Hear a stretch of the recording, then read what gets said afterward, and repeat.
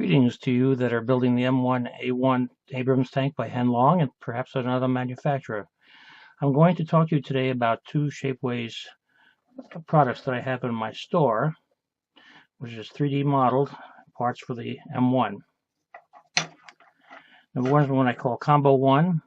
It has two road wheels and two sets of fixed track and three jerry cans. And these will all be mounted on the rack on the back of the tank. Combo 2 adds to that, and it's the extension rack that goes on the back. And also you get some extra parts in here that I've added, which is basically a water jug, a 20-liter water jug, an ice chest, and the openings there, and a cover for the ice chest, and two wood boxes that would be used to contain each 250 caliber ammo cans. This is a pretty durable plastic. Shapeways says it's made of a nylon type material. It all has to be cut apart. Right now it's in sprues. There's several things that you need to know before you're starting with the Shapeways parts.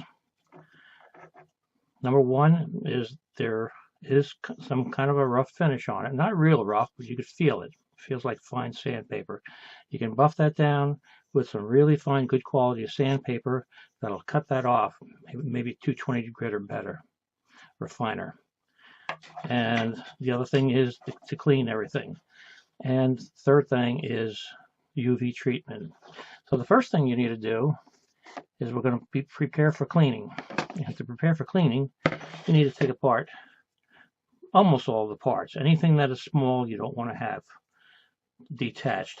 So what I'm going to do is using some side cutters, and I'm going to snip close to the 3D object itself.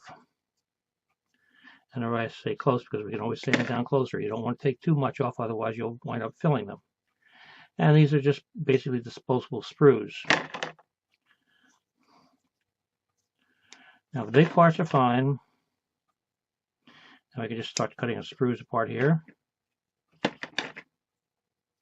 Now you'll see in here there's some strapping and little pieces that'll actually go and help mount the racks together. So we can leave those on the cleaning sprue together, just like that. The cans have, they're hollow inside, and because they're hollow, it actually makes it cheaper to buy using less material. So we just need to snip out the sprues off of that.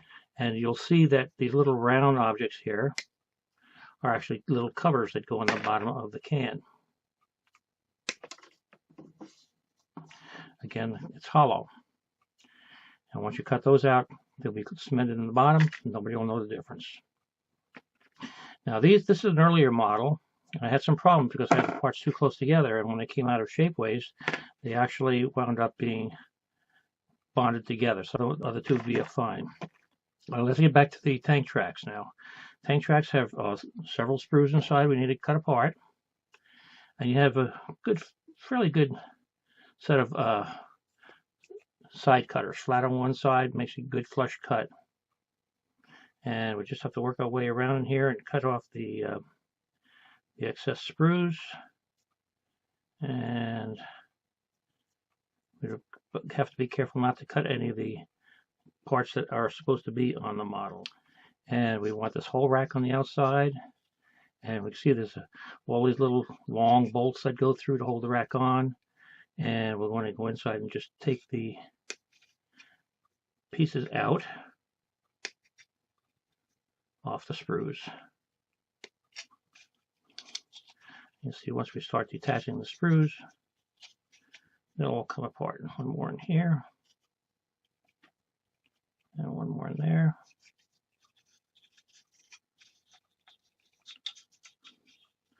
And with the ammo boxes, be careful not to cut any of the rack itself.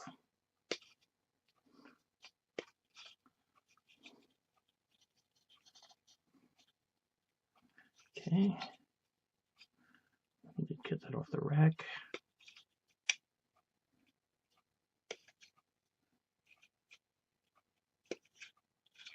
There we go. Again, keeping the small parts together.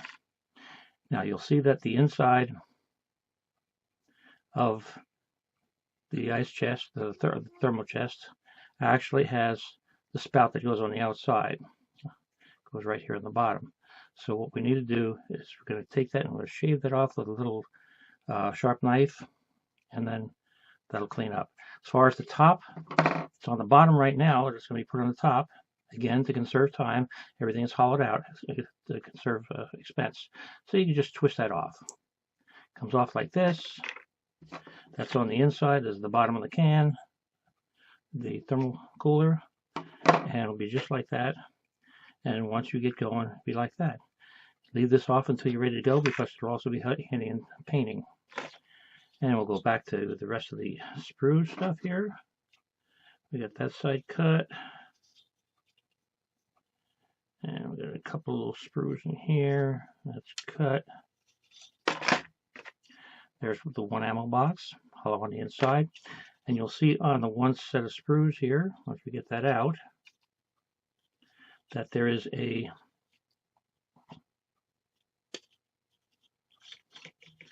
little covers. And these little covers go on the one face of the chest. Little covers go in there, covered again to keep everything hollowed and inexpensive. So we can take the cover off for the ice chest like this. A couple of sprues, and just like that, you can leave those together. So we have just about everything except for the ice chest itself off here. There's the ice chest. And we can finish off by cutting off the remainder of the sprues that are not needed there. And that's it. Well, we've got two more, one on each end on the bottom. And then again, being very careful. Now, this is fairly durable. It looks kind of fragile, but it's actually pretty good. I mean, you can bounce it around, twist it around a little bit, but don't overdo it. So we got all that cleaned off, and that is ready to go. That's the bustle rack, and when it's on there, it'll look like that. Plus the bolts that will go through, the U-shaped ones, will go through in here and hold that on. And everything lines up very good, so right on, just where it's supposed to be. And as I said, we can come back to here, and this one we have to be a little bit more careful of. Get that one sprue snipped in there. In order to try to keep everything compact and to keep the cost down, maybe I can get in there with this cutter. Everything's mounted on the sprue. This keeps the part count down, which is also contributing to the price. The more parts you have in a model that are free or floating, the more expensive your assembly becomes. So I try to keep that cheap both for myself and for my customers. There we go. So this is the one side of the track. Got a little piece of sprue here we can nip off. And eventually this will mount, I don't know where I'll do it, on the side of the tank or whatever, but it's got the teeth on the inside here, which is that faces the inside of the tank. And it's got the couplings. Might have to do a little bit of cleanup because this, again, sanding it down and everything, but once it's cleaned up and painted, it'll look pretty good. And we'll come back to get the other track, and again, being careful because these small parts that are on here actually hold the track to the rack. Yes, almost rhymes. And so there's several pieces here that are mounted on sprues. There. And basically, you'll have to take a little piece of wire, cut a little piece of wire. You see some holes here. They might have to be cleared out, or cleaned out a little bit with a little fine drill. I'll get all that in the instructions as we go. But I'm going to leave all of those on that sprue. We can take this one piece of part of the sprue off because that'll make that a little bit simple. Same thing with all this. Just keep the sprues at parts that are holding everything together.